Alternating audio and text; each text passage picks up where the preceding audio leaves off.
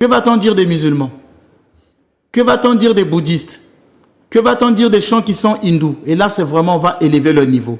C'est pourquoi dans ce générique, on a dit, élevons le niveau. Arrêtez de faire le perroquet biblique.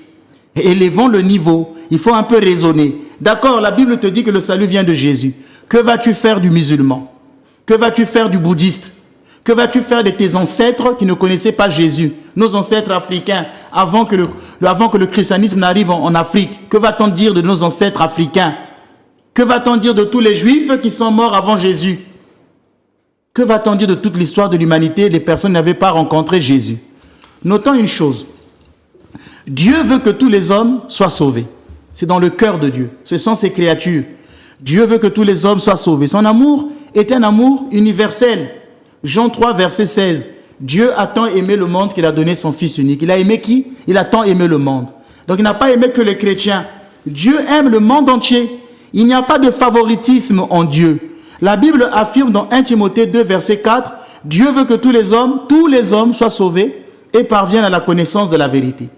Ce qui veut dire que tous les hommes de la terre sont des créatures aimées par Dieu. Dieu aime le musulman, Dieu aime le juif, Dieu aime le bouddhiste, Dieu aime le catholique, Dieu aime le protestant, Dieu aime les orthodoxes, Dieu aime tout le monde. Son amour est universel. Tous les hommes sont appelés à être sauvés.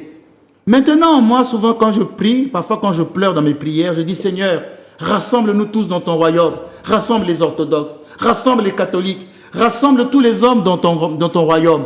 Et cette prière m'a été influencée par Saint Silouane. Saint Silouane, un jour, il y a eu un débat où l'on disait que les catholiques iront en enfer. Les protestants iront en enfer parce qu'ils ne confessent pas la foi orthodoxe. Les musulmans iront en enfer.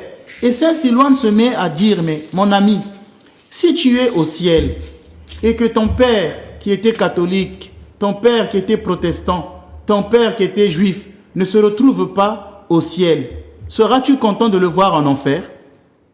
Pourquoi veux-tu rester au ciel alors que tes parents sont en enfer? Non, nous devons prier pour le salut de tous les hommes. C'est ce que disait Saint Silouane du mont Athos.